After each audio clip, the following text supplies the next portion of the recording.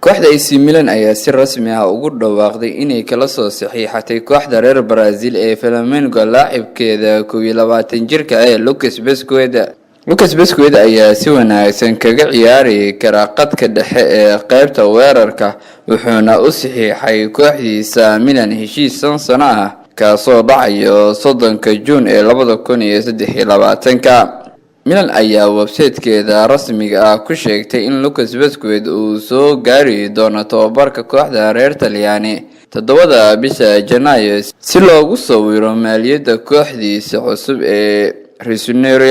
Isla maalinkaas ayuu qorshuhu yahay in loo soo bandhigo jamaahiirta kooxda AC Milan isagoo qaadan doona tababarkiisii ugu horeeyay ee kooxda. Warar badan ee ka soo baxaya gudaha dalka Talyaaniga ayaa waxay sheegayaan in AC Milan ay ku bixisay saxiixa Lucas Vazquez ku dhawaad $35 milyan oo euro.